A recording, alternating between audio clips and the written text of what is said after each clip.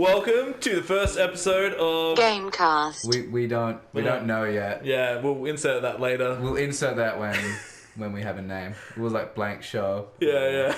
Or something. Something like that. Yeah. We're joined by Adam. Hello. So this show is going to be more of like a podcast sort of scenario. We're going to have friends in the room, have some drinks maybe not. We got drinks. Beer. Yeah.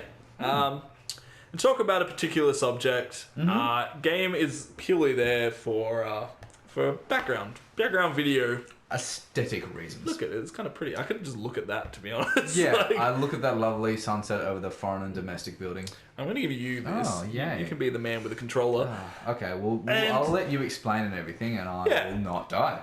You do what you like. Oh. No, honestly, it doesn't matter. Fuck shit up. Fuck me up, son. I'll So leave you sex tape. this episode, we're It's going off to be... to a great start. Yeah, it is. Fuck yeah. We're going to be talking about freedom and choice in video games. The various different ways that it's represented, and Yeah. as a whole, really. Yeah, from everything. We're going to be talking about open world games, games that give you different endings, different choices. We're going to talk about narrative games. We'll talk about customization. Yes.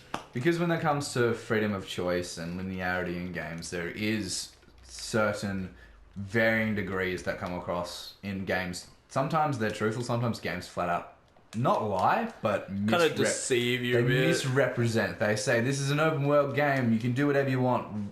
You can't. Yeah. Well, I mean, there's always going to be, what do you call it, like restrictions in games, but yeah. So where should we start? Well, I mean, let's start with open world games, I suppose. Man. Since we've got GTA on, just for fucking the background video. Yeah. What's your favorite open world game? My favorite open world game is... Oh, it's a bit of a toss-up. At the moment... Actually, you know what? It's got to be Witcher 3. Yeah, you do like Witcher 3. I do like Witcher 3, because It's Witcher... a fucking awesome game. Yeah, Witcher 3 to me is... You've got your medieval RPGs and everything. Yeah. That kind of represents it as best as I've come across. Yeah. In any game. There are even small things like, I do know certain people who are medieval weapons and armor, they're enthusiasts. Yeah. And even the armor in that game is somewhat accurate. Yeah. When you come across things like glass armor in Skyrim or in Oblivion, it's just... It's fantasy based. Yeah. It's Whereas completely I different. know what you mean. Like The Witcher 3 kind of tries. Excuse me, burp from fucking beer. Tries to like almost bring like a bit of a realism and like a bit of a darker, realistic kind of side to fantasy. Absolutely. There's certain things where it's just like, there's a doppelganger who can take on the form of anyone. Even if they have a scar, that person that they take on does have the scar, and so on and so forth. But he then talks about how he has a beard and he's got lice in it. There's like small details that would have genuinely happened. If you had a beard back in the day and you weren't a lord or something, you were a traveller, you would have had lice in your beard. Oh shit. Yeah, and the thing about that... I've got lice in my beard. Yeah. I don't really. I've got lice everywhere. Yeah. I got crabs. I got super crabs. The thing about... you've completely derailed me off crabs now. Sorry. All I can think about is crabs. This show is meant to be about flowing conversations, and I'm already distracting you. You fucked it. No, the thing about that game is also, when it comes to open world games, that is something that has various degrees of, look, this is a little scroll thing. Oh, you gotta go find this quest. To then having a side quest that has a really deep story that, even though it only lasts for 10 minutes, it feels flushed out, and it feels like a proper... One of the ones that sticks out is a woman is killed. Yeah. And I believe her husband's disappeared. It's been a long time since I played this one. Yeah. Her husband's disappeared, or he's gone to chase it. So the sister tells the Witcher. Right. And you've ended up figuring out what it is. It's a werewolf. And you figure out where the werewolf's lair is, and you figure out that it's actually the husband who kills her. Yeah, right. And you get to the werewolf's lair and everything, and it then turns out that the sister actually unleashed the werewolf on the husband. Right. To be with him. Yeah, But the werewolf, obviously, because he loves his wife, the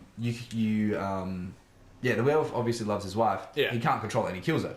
Right. You then get given the option of, do I A, kill the werewolf, or B, let the werewolf kill her? Right.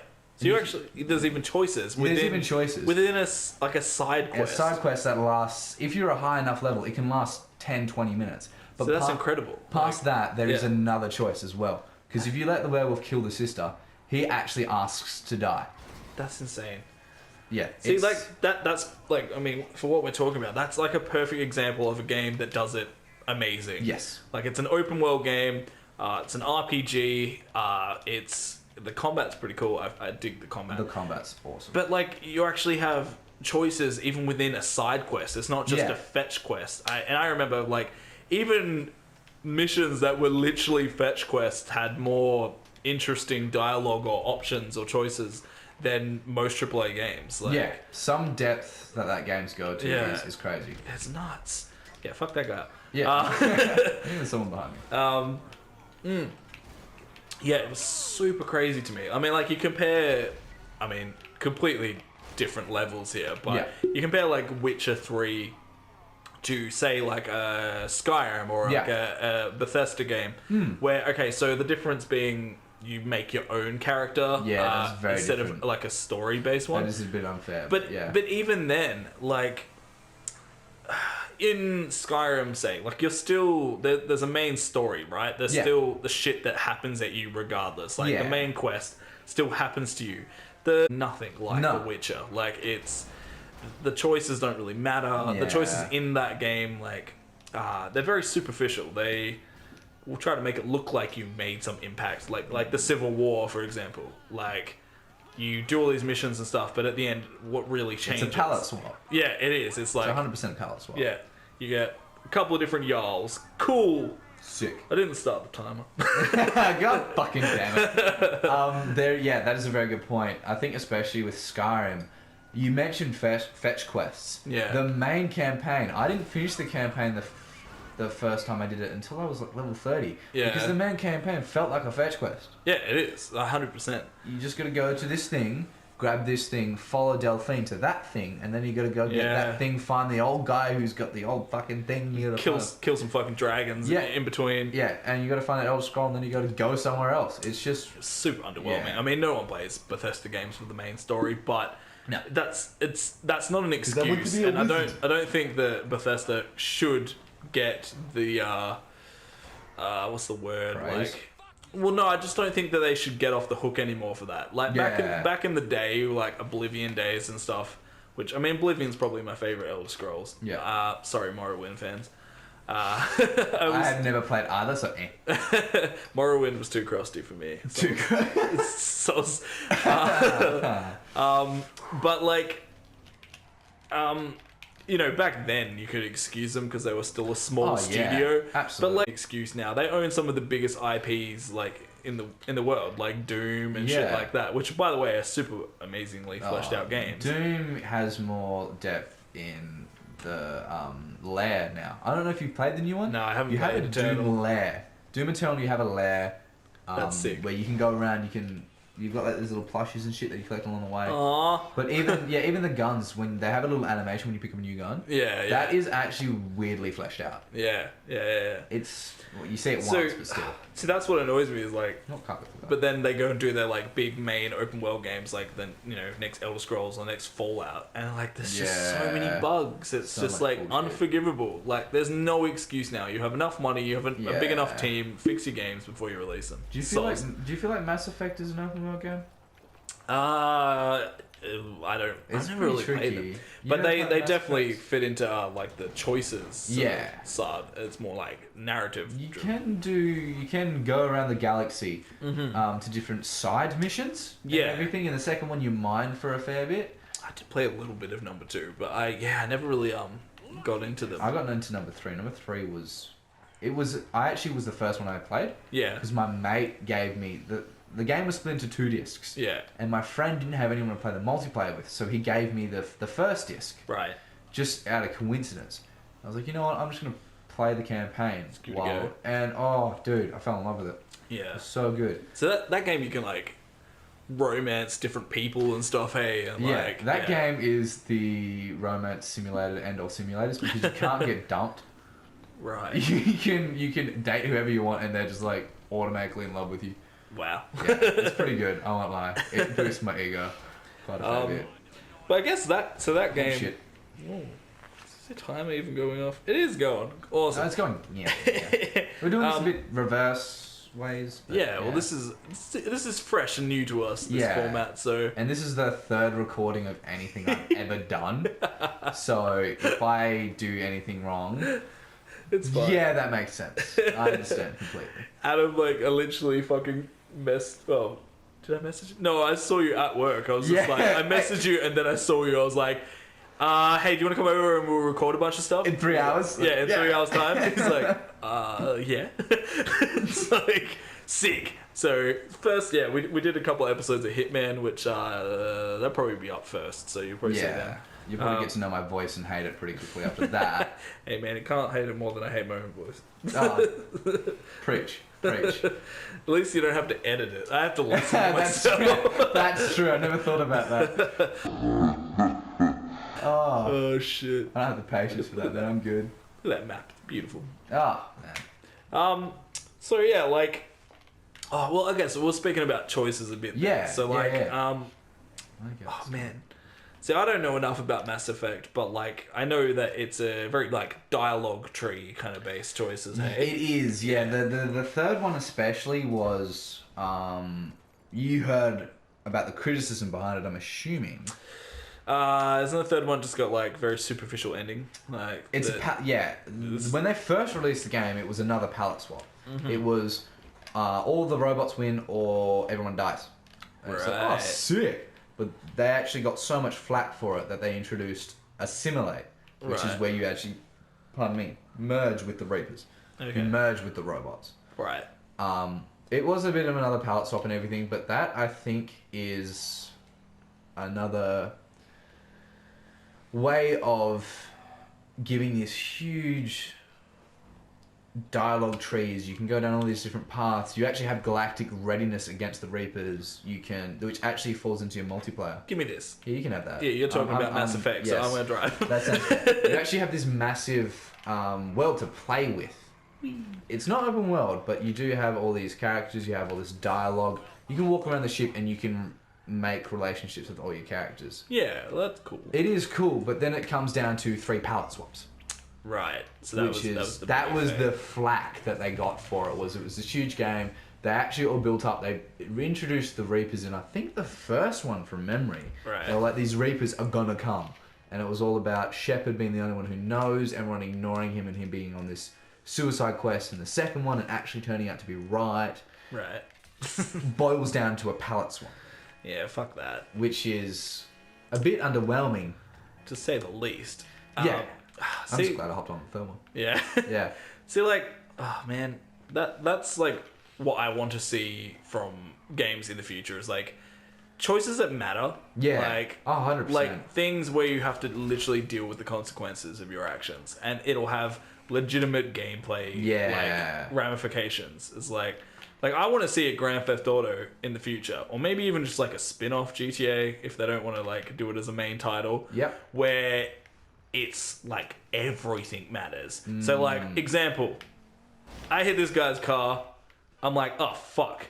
That dude now comes out and sees I could just drive. I'd be like, oh fuck, I'm just gonna hit and run. I don't want to swap insurance with this guy, right? And then he calls the cops. And then they investigate it. And then they go, hey, well, what kind of car was it? Oh, I saw it was like this. Yeah. And then, say no one saw me, so I get away with that, right? Yeah. But then I might need to stash the car. All right, change it up a bit. I fucking run someone over and someone sees and they notice that car. Yeah. They report that to the police. Then if I get spotted in that car at any point, the police are going to be investigating a murder. Yes, that would actually be really cool. That stays with you. You killed that person. Yeah. The cops are never going to stop looking for the murderer. Yeah. So what if that literally affected the gameplay? Affect. Yeah, sorry. Yeah. you're trying to do a mission, a main story mission, and the cops come knocking on your door because they've got a lead that you might know about a car that was seen here. Or you drive past cops or something. Yeah. Hang on a sec. Yeah, like that car. I mean, GTA Online already added the like stolen car thing, which is something I really praised. Like it was a yeah. small difference that actually wasn't so small. Yeah, well, it made buying cars like an actual thing, whereas like in normal GTA, like the story, buying cars, I still do. Yeah. But like it's pretty pointless. You can steal any car you want. Yeah. But like online, it's like, well, if you steal a car and you get seen driving said stolen car, the cops, you'll get a wanted level. Yeah. It's like that's such a little thing that just added some ramifications. So much sense. Yeah, like. Speaking of decisions and everything. First of all, that one that you were just talking about, I'll go back to my thing. That one you were talking about, I reckon that's not that far away. Yeah. You have a look at Red Dead 2 as an example of you've got... No spoilers. No, I won't give you any spoilers. Yeah. You've got your horse, and your horse is your horse. So let's say you killed someone riding your car. Your car is your car. For the rest of the game, if the cops see you in your car, you're fucked. They will come after you. That sounds amazing. Yeah. No, I have no problems with that. I think in a game where it's supposed to be really realistic, like it's supposed to be satiring real life. That is an extremely good decision. It's probably not the best in a fantasy game. No. But like, I mean, well, there is like I would argue in some ways the crime and punishment like is a bit more fleshed out in games like Skyrim and stuff, even though yes and no, like because there are consequences for your actions and they stay with you, they don't disappear once you lose your wanted level to some degree. The bounties. Have you ever served a jail sentence in Skyrim? Yeah, that was really cool. I do like that. They could definitely they could definitely make it better. But at least like Skyrim and stuff have that thing where most characters are named NPCs. So like, you know, if you kill Robert of Locksley, then his sister Gemma Locksley will be like, hey, hang on a fuck second. you killed my brother. Like, so there's like a bit of that, which is cool. Which is I actually didn't even know that, to be honest. Yeah, like I've been like had bounty hunters sent out after me because like the family member of someone I killed has been like, hey, fuck you.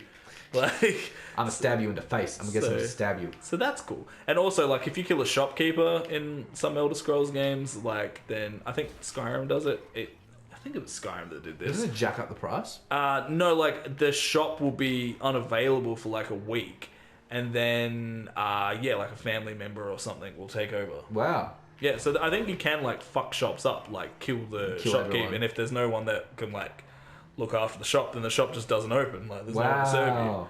That's really cool, actually.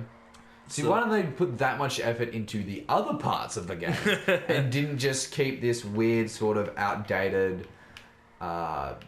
engine that they built the game? Yeah. Like it was such a slapped together of really. It was like really good components wrapped up in this really really shitty alfoil. Yeah. Of just fetch quests and repeated dungeons. Oh man. And the dialogue had much to be desired. Look, I mean, the voice acting was better in that one than like than Oblivion because there's like not mistakes left in the dialogue. Oh really?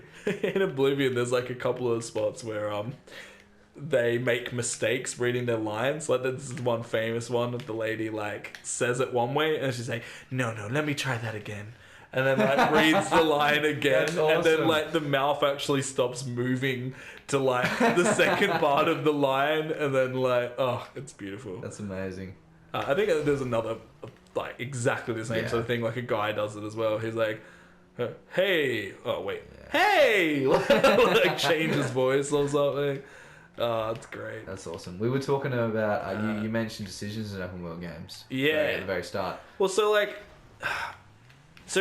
when I see them in games most of the time, they usually fall into a couple of categories. You usually got like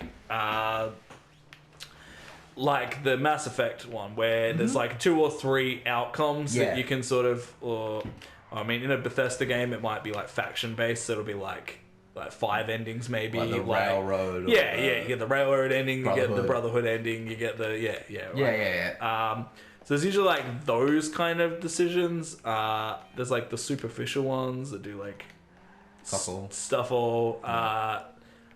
And then I'm trying to think of ones that like have a lasting effect. You're talking. Yeah. What about like like Fallout 3, for example, while like it gets a lot of flack. Yeah. It did a lot of things right. And like I know it's like been talked about so much, but the megaton thing, right? Yeah, where you like, blow up the town. If you blow up the town, there are so many different choices there, like as to what you do when you meet the guy that talks to you about blowing up the town. Yeah. So like I'm trying to remember how this works, but this is a good example that I think Bethesda should look back at that game and be like, hey, wait, we did some good stuff in this one. Some good open world choice based games. Yeah, so like it's a lot of dialogue options as well, yeah, which is cool. So like, I think you can like talk to Mr. Burke. I think he's the guy that wants you to blow up the thing, right? Yep. When he asks you to blow up the town, you can like use a speech option to be like, fuck off. You can be like, use a speech option to be like, hey, give me more money and I might do it. Yeah. You can like, it's not just yes, I'll do it or no, I won't. Yep. There's decisions within that. It's like a branch. Exactly. And then it's like, in the end, it does boil down to two choices, but they actually have an effect. I know people kind of argue that they don't do much. You blow up an entire town that kills everyone. All of the quest givers in that town are now dead. Like you cannot get let's say there's 13 quest givers in there. Yeah. That's 13 quests you cannot do. Exactly. Yeah. All their side quests. Like say if you didn't do the main story quests, right? Yeah. Which is like a thing, right? You go in there, you talk to Mr. Burke, you're like, hey, that sounds like a good plan. Yeah, I'll blow the town up. There's a whole section in there that is main story based. Right, so you go and you speak to, I can't remember the guy's name, he runs the bar or something. Okay. And you can get information from him to further the main story as to where your kid is. That's the whole thing, is you're looking for your son. Dad. No, your dad in that one, Dad. that's right, yeah. Fucking wrong Fallout, bro. Wrong Fallout. So like, shit. If you blow up Megaton, you cut off, and it's really interesting, I've seen it happen. When you then look at your main quest, right? Yeah. It just says, find out where your dad is. It doesn't go like, go to this town and go here, because you cut off one of the main lines of information to like to do it, but it doesn't fuck anything up. It's like literally like, oh fucking, what are you gonna do? You killed your only lead. Yeah, what are you gonna fucking do, man? Yeah, figure it out. Like that's awesome. Fucking amazing. Like you affected something in the world and the story, cool. Like, and like well, they fucked a lot of other shit up with the story and choices. I thought that's an example of something that's good done right. So they can do it right, they just choose not to. Yeah. Choices in open world games and everything are usually pretty clear cut. One of the things, though, I'm going to bring it back again, is The Witcher. Mm-hmm. They have a few choices you make. The werewolf choice is a completely morally aligned what you choose to do. Yeah, okay. Some people are just like, you're a werewolf who killed someone. Fuck you, you die. Yeah. Some people are like, well, no, she baited you into do it. There's a whole bunch of grey area. Yeah. The thing that Fallout 3 does is that everyone liked that, or, you know, they dislike that. What The Witcher doesn't do is it just makes you sit with your choices. Like, you're just like, oh, I don't know if that was the right idea. Yeah, man. But you can't fucking go back. It's too late. It's too late. You're done. Yeah. Unless you want to be a little shit and like then go back to the saves, but fuck you. Where they like make you feel something as well, like and choices that invoke emotion. That's that's impressive. Guilt and regret. Whereas like I regret nothing blowing up Megaton. Like that ambiguity in such it can be done so well. Yeah, absolutely stunning. So I mean, this game, spoilers if you haven't fucking finished GTA. Doesn't really give you much choice except for the last choice. I think that's the only real choice in this game, apart from like what do you want to do when you in your spare time. Is the ending is like picking one of 3 endings, and like while they may affect the once you've finished the story, they still don't affect that much. No. Okay, you are killing off a character, that's kind of big. And, you know, you get a completely different mission at the end, depending, and different cutscenes and stuff. So, like, you do get something. But, like, There's no other real choices in the rest of the game. It's pretty well Yeah. like, following a movie. This is how the movie plays. I mean, you get to pick what weapons you want to torture someone with. Like, See, sometimes though, games don't need to give you that much options. There's a really good game that not many people played of, and it's actually one of my favourite games ever. It's called Spec Ops The Line. I've probably talked to you about it I think you have told me about this. What's that? It's basically starts off as your Nolan North. Yeah. And you're yeah, you can have that. You're a Delta Force operator, so you're a bro. You're an army bro, Right. and you have your 2 army bros with you, bruh. And you're just like, you enter what's it called? You enter a city. It's an actual real city, but I forget the name of it.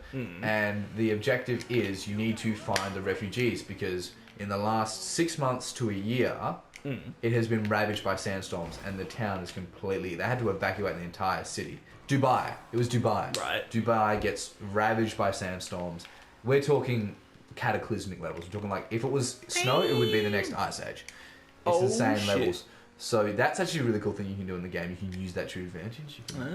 You can smash open windows, and sand comes in, and it like knocks people over. What the fuck? That's amazing. So fucking good. That's no awesome. one talks about this game. Wait. What console did this game come out on? 360 and PS3. Wow. Yeah, it's game and everything, and it is one of those very linear games. Yeah. Where it's just you're a bro and everything, and you got to do the army thing, and you try and find these refugees, and you realize that the army who was there, commanded by one of your old friends, has gone rogue, and they're now dictators. So you need to kill them. You need to just wipe them all out and set everyone free. Right. So you use a little known thing called white phosphorus. Yeah. And you find this encampment and you use white phosphorus on them all. It's pretty fucking gross. For those who don't know what white phosphorus is, it's kind of like the gas they used to use in World War One. It will fuck you up. It will just burn your lungs, burns you from the inside out, and just sears your skin off. It's great. It's mwah. That's what you want. Yeah, it's what you want. Deep fried human. So you get to the end of the camp and you go into a small sort of side area and you realize that it was actually a way station for refugees, and you have now murdered, 30 to 40 civilians, I think was the death toll. You've killed people, so now you've got this weighing on your chest and everything. That's fucked. It's fucked up because you don't realize... Spoilers, I've gone pretty far in the game, but if you're still here, you don't care. So, spoilers, you've gone mad. You've gone absolutely crazy. The person, your best friend, is now dead. Yeah. They're no longer there. One little sentence in the loading screen tips it off. Yeah. One little fucking sentence. At the very end of the game, if you die at the last level, usually it has those hints and tips on loading screens. Yeah. One of them is, why are you here? And you're like, actually, I have no fucking idea. I don't know why I'm here. Really? Yeah, So as playing the game. Yeah. I was playing the game and I was trying to remember why I was here, and I couldn't. I could not remember why I was there.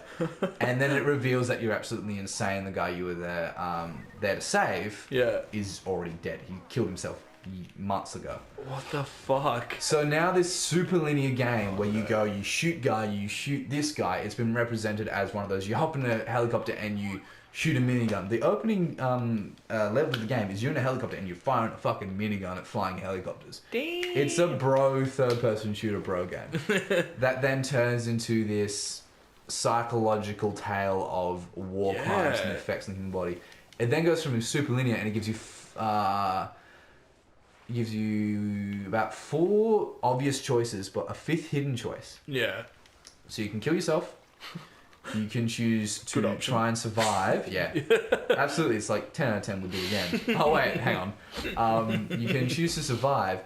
You can choose to surrender, or you can choose to die fighting. There's a 5th option. You can choose to fucking kill everyone. So basically, you end up being the last person alive in Dubai. So you can either... That's fucked up. Yeah, then like a ranger squad comes in to try and find you. It's like a rescue squad. Yeah. And you can either surrender to them and answer for your war crimes. You can go out fighting.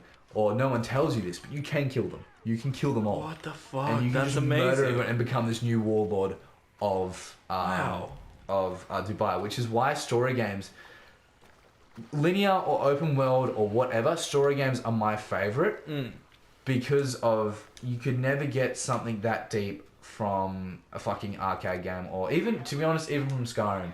Something like that, which is just bare bones. If you pick one thing like the story and you smash the shit out of it, you can do it so much better than you try and do a little bit of everything. Well, it's very hard to make a open world game have like a like engaging story that reacts to your choices. Like, I think, well, it's fucking very difficult. It's possible, but it is difficult. Yeah, well, because like, you know, like, all right, so something we could talk about. I did write it in my notes. I mean, this is all off the cuff. Dude, shut up. Is like, so games that let you make your own character, right? Like character creation games. Yeah. Is like alright, so they're gonna be ones that put in voice acting, or are you gonna be like a silent protagonist, right? Yeah. So there's pros and cons to both, but like my biggest thing is if it's an RPG, right, you're trying to play a role, you're trying to live out a character and you're trying to make different archetypes or whatever you want, right? Yep. If it's got voice acting, then it's kind of already tied in a way. Because it's like, well, you sound like this. You sound like this guy. Yeah. And like, I mean, some games, like Saints Row and stuff, gave you options for your voice. Yeah. But like, that's a lot of fucking work. You still get 4 or 5. Yeah. I feel like it's very expensive to make. Imagine making a game like with as much dialogue as like, you know, fucking, I don't know, something like this or Red Dead. I can give you a very good example. Dragon Age, Inquisition in particular, has obviously a male and a female character. Yeah. It then I believe has 2 or 3 voices for all of them, but then you've got 4 different races. Wow. And so that's made by the same people that made Mass Effect. Hey. It is made by BioWare. Yes. Yeah. So they're doing some shit right. Like, did I get BioWare mixed up earlier? I'm sorry if I did, but my corpses ran away. My playthings for later have run away. Now BioWare, So like, so what? What was I saying? Oh, so like, RPG playing and voice. Yeah, well, because like in some ways it makes the story feel more fleshed out and shit if like it makes it more cinematic and stuff if there's voice actors. Yeah. But then it's like, it's giving you less choice because it's like, well, what if I imagine this person to sound like... and they don't sound like that. Yeah, what the fuck, man? I'm not going to have a fucking gargoyle sounding motherfucker. But yeah, then obviously it's a lot of work to make lots of different voices for different dialogue. Time and money. Yeah. It's time is money. Time and money, if we had it all. Sorry, I'm playing my beer bottle. Sorry. That's fine. You play your beer bottle. It's empty. So like, fucking, here you have this, bro. Yeah. I think you've left me in the middle of the ocean with cops. Fuck you. Fuck you is what I have to say to this plan. Shit. Where was I going with this? Money and time. Yeah. You have like a half a sentence there. It's not going to help you here. It might. It has no power here. So like, I'm trying to think of where I was going with this. I can't believe you've done this. I cannot believe you've done this. So like, so voice acted or non-voice acted, right? Yeah. Like, so you can obviously get more options for choice and stuff if you're a silent protagonist, I guess. Because like they don't need to write your lines in; they just need to write the different, like, you know, the options for what the people say to you. Like, I guess that makes it a hell of a lot easier. I don't know, fucking good dialogue options in the game. It is important. I think that no matter what, if you're gonna go with voice acted or non-voice acted, fucking have the sentence say what actually it says in the description. Thank you. Please. What the fuck? Oh fuck, that's my pet peeve. Oh man. You think you're saying one thing and then they say something different. You're like, oh, that's not what I meant. Like, nice shirt, you fuckface. Yeah. What? Whoa! I thought I was complimenting him. Like, yeah. Oh, so like, all right. Speaking on like choices of that sort of nature, like, I honestly think that so like it pissed me off in Fallout 4 that the dialogue options did nothing. Like you could say something sarcastic, but it made zero fucking difference. They said some other. They didn't even get insulted. They were just it's like you could be or said some quick say good guy thing, say dickhead guy thing, say sarcastic thing, or like something else. But like they all give you the exact same outcome. Yeah. Whereas I like games where it's like alright, I called this guy a fucking dick, so now he won't talk to me. And I'm like, oh, well, now I can't get information off this dude because I fucked it up. Like, you see, we say that we love these things, but we both agree that Outer Worlds is a bit too much of a grind. I enjoyed it. There were things I didn't like, but I got to give it props for the dialogue options. I did like the dialogue trees and choices within They dialogue, were absolutely spectacular. This was the Carper game. I don't know if you knew this. There is a certain stage...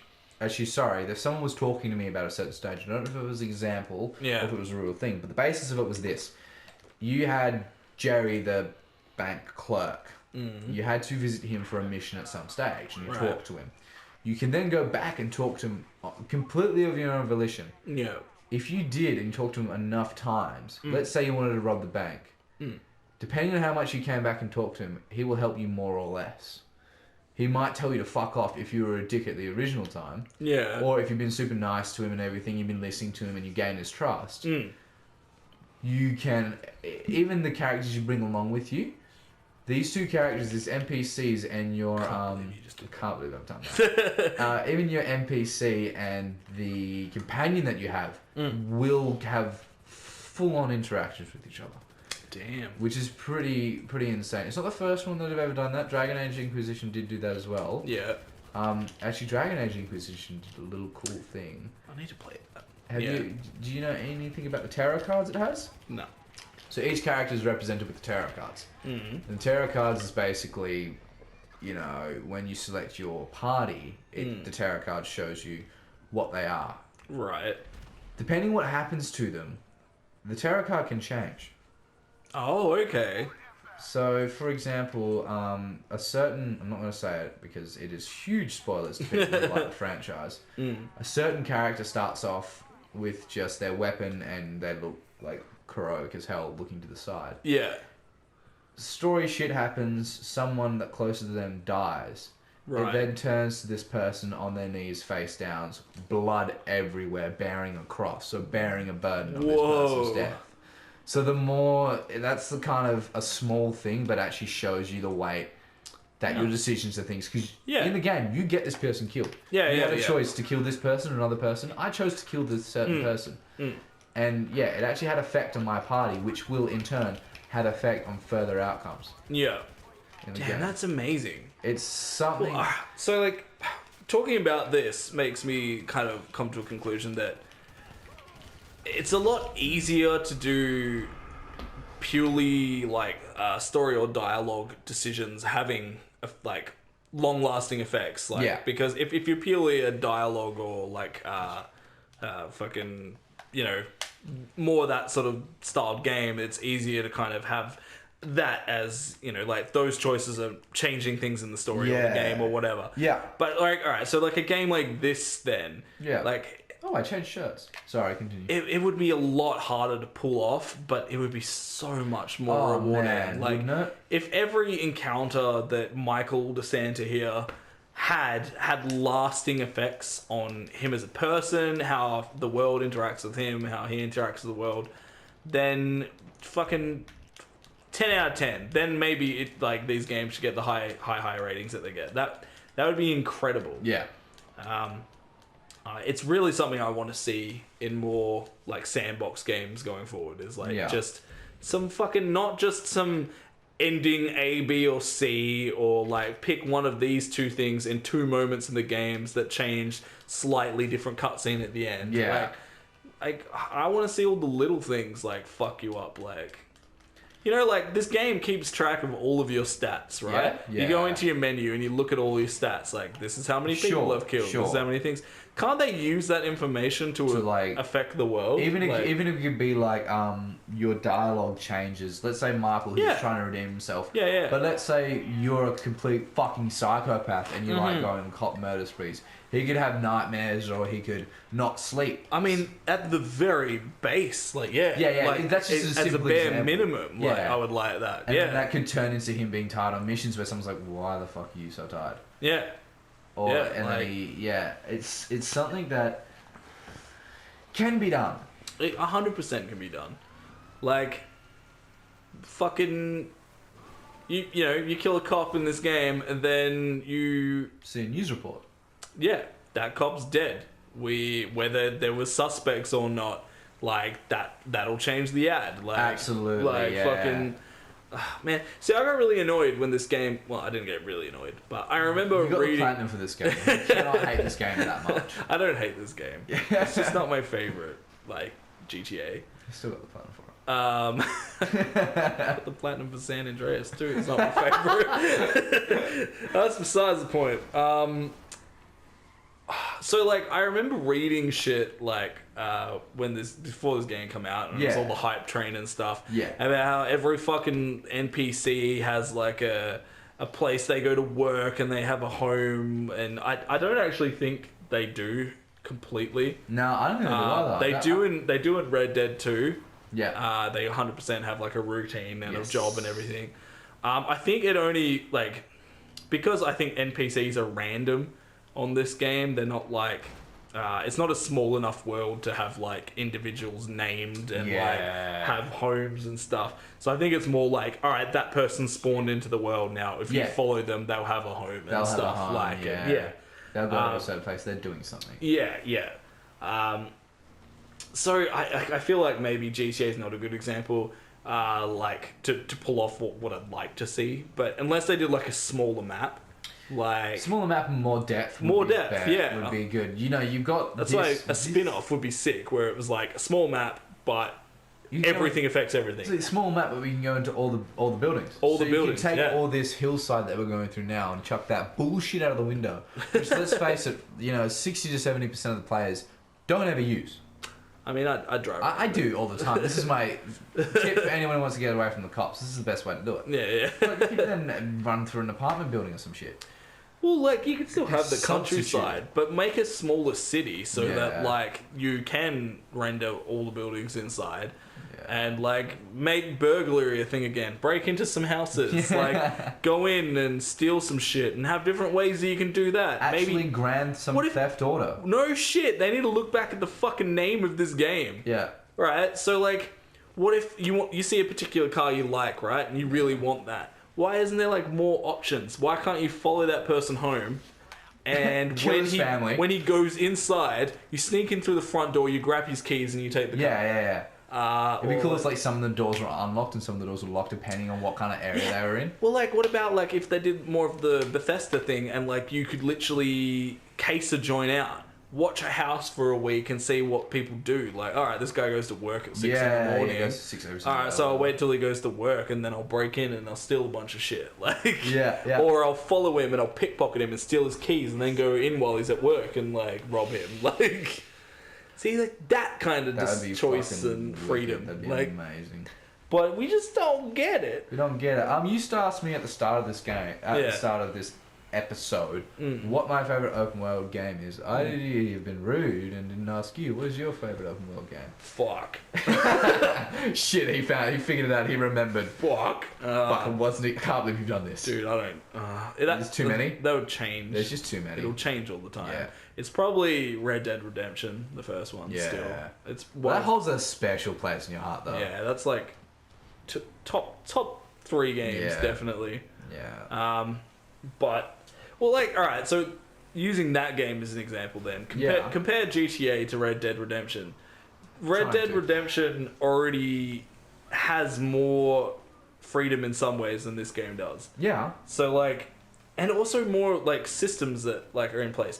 Alright, this pisses me off in Red Dead Redemption 2. There's, like, the honor system and stuff doesn't really make fuck all difference. It just changes the ending that you get. Yes. And those were pretty linear. Like, there wasn't much change in that anyway, right? There was... You knew what the outcome was. Yeah.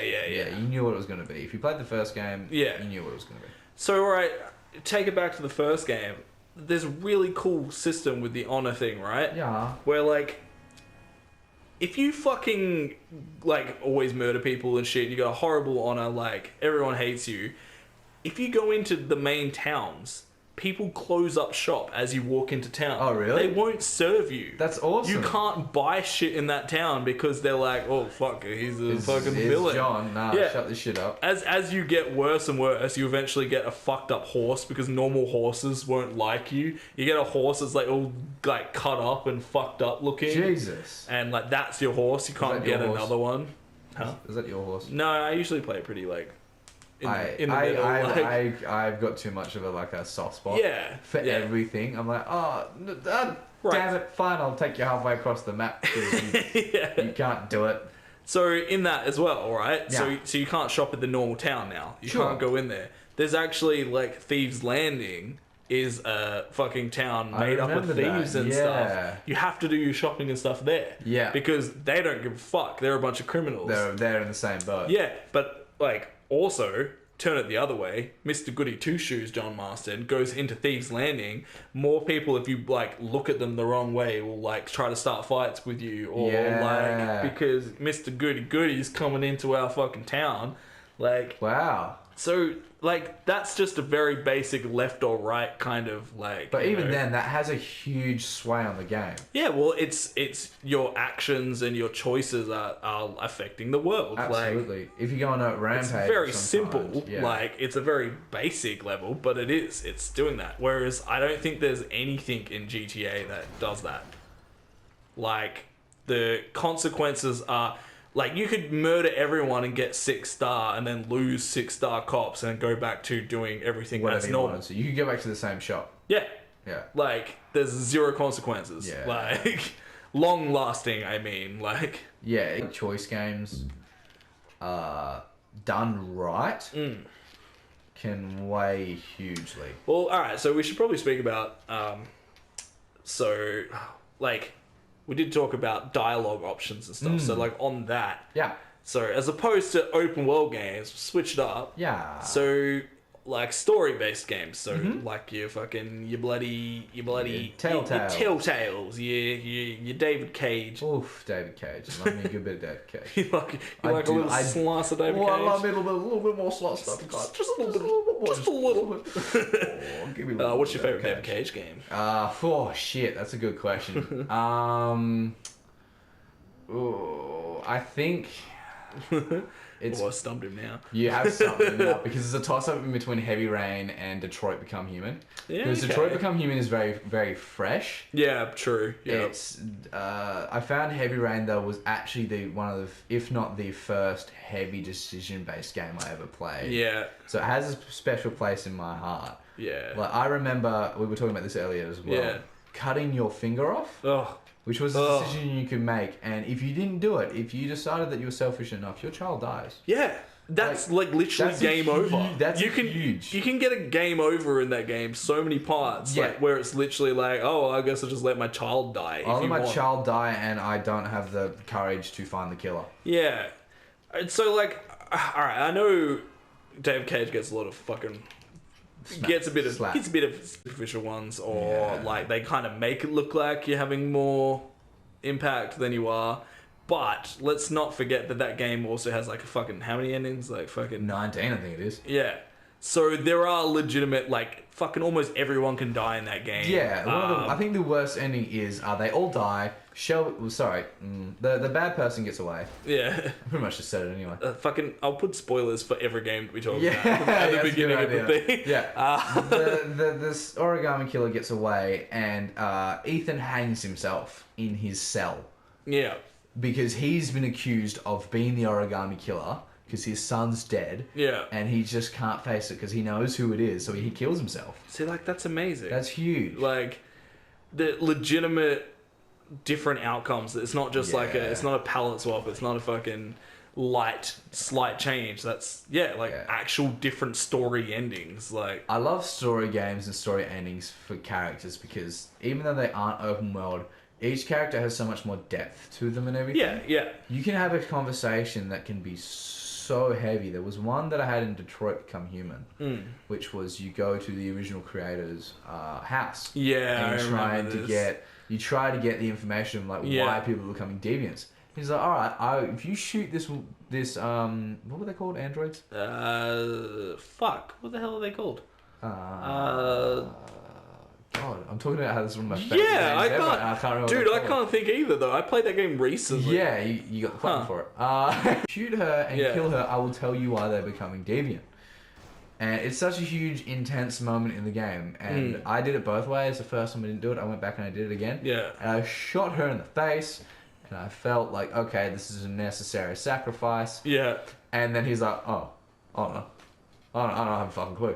Like, they just do it. It's an error in the code, and you're like, what the fuck? That weighs with you for the rest of the game. Yeah. And that actually does change your Connor's. It changes Connor's deviant level. I think it makes you go down really far because you're obviously not supposed to be able to do Pretty sure your partner fucking is really pissed at you. Your partner loses his shit at you. Yeah. And like, I'm pretty sure does he leave you there? He leaves you somewhere on one stage. Yeah, he does. Yeah, and even you go the opposite side where you're really good to him. I got the really good ending where like he gives him a massive hug at the end of the game when it's all over. This dude who's trying to kill himself because his son's dead. Yeah. That's actually a really good point. Yeah. So talking about small things in story-based games, if we do a second episode of this, there are two very good reasons about how my brain works. It's like a fucking spiral where I will just branch off in different ways. I know what the fuck I'm going Me too, about. man. It's like a little click that goes over, man. Oh, that's a good idea. Yeah. So earlier on in the game, where you're trying to get to know your partner, you sit down at his desk. Oh, that's right. You can analyze all the stuff. Analyze, and you can ask him all those questions. There's one question you don't even have to ask. What's your dog's name? Yeah, and you learn that by if you find the fur on his like fucking chair or something. Yeah. Like it's such a small detail that you don't have to find. Like it's purely choice or coincidence or whatever, like just whether the player finds that. Yeah, and then it turns around in the end of the game where there's two Connors, and he's like, "What's my fucking dog's name?" Yeah, and you know what I mean. It's such a small thing. Story-based games like that to me astound me. Yeah, that is good actually. That's a good little. There's a plane. A plane. It's a big old eagle boy. Yeah, well, like, see, then the other side where it's not good. Yeah. Is like. Can we talk about Telltale? Yeah. We all knew this was coming. Where, like, you know, there's like a couple of major points where you can change something, but the trick with Telltale is to give you lots of choices all the time and make it look like all of those affect something. Yeah. But very few of them actually do, and there's like a specific story thing that, you know, you has to happen and everything else. Although in saying that, there was a moment that kind of... I kind of peeled back the curtain a little bit on Heavy Rain when I played it the first time. That kind of fucking... It didn't ruin it completely. It was just one little piece that kind of made me like, huh. And it was because I did something that you probably shouldn't ever do in those kind of games. So the very beginning, if you haven't fucking played Heavy Rain, what the fuck is wrong with you? Stop. You at the shopping centre and you... Ethan! Yeah. Is it Ethan or is it Sean? No. Sean's the one. Sean's the one who lives. You've got two sons. Yeah, I can't remember. There's the glitch in it where it's like, Ethan! Yeah. Ethan! Is it Ethan? I can't remember. Anyway. No. So I'm going to get flack for it. It's not. I'm going to get so much shit. So when it happens and your kid gets hit by the car... Yeah. I paused the game immediately and was like, I fucked up. I fucked up so bad. I've done this wrong. And like, I did, to be honest. When I was playing the mission, I kind of got lost and then like went the wrong way to where my kid went or some shit, right? I did something that I lost sight of the kid. And I was like, fuck, this is my fault. Like, I've done something that I've lost the kid. So when he then died, I was like, oh, I'm such a fuckhead. And I felt like I'd fucked up. So you went back. So I went back, then realizing that it has to happen, and you can't do anything about it. It was just like a little thing that it was like, it broke it a bit for me. Yeah. But I did forget and like, you know, got re-immersed and sort of, you know, got back into it again. Yeah. But, you know, those things become very... When you play a David Cage game again, you can see... There's not as many choices. It's still more than maybe like some of the Telltale ones. Telltale games. I tried replaying the Batman one. I never even played it the first time. It's good. Yeah. It is good. Yeah. I won't spoil anything. But, like, I was trying a real dick. Like, I want to be, like, vigilante. You want to be fucking Batman. I want cops to hate me. Yeah. I want, like, to be borderline... Post-dead Robin Batman. Yeah. And, like, there's a couple of options where they give you things where you kind of can act that out. Yeah. But then everything else, if I tried to be a dick, it just didn't make any difference. And it really pissed me off. Ooh. Yeah. I was kind of just like, no, like... Damn it. Yeah. I can't be an asshole. I won't be an asshole, Batman. I want to live out my fantasy where Batman breaks his rule and kills someone. Do you know that actually happens? Yeah, I'm sure it happens at some comic at some point. This is why I brought up Dead Robin. Yeah. Because the first Robin, I forget his name, Tim, I think it is. Depends which universe you're in. Yeah. The Joker tortures and kills him. Yeah. And yeah, then he goes full on fucking psycho, and it's just like no one can be stopped. I think so anyway. I'm pretty sure fucking Batfleck kills people, even Batfleck though like, they don't show it. people. But I was watching that movie. It's like grenades recently. and shit, isn't it? Yeah, he's like fucking got a minigun on something. He's like blowing cars up and shit. I'm like, that guy's dead. That guy's dead as fuck. Thanks for watching the first episode of GameCast. We ran a little over time for this one. We got a bit carried away, too many drinks down. But we'll continue this next week because I had to split it to fit it just for time purposes. So yeah, the other half of this will be up next week. Thanks, guys. Bye.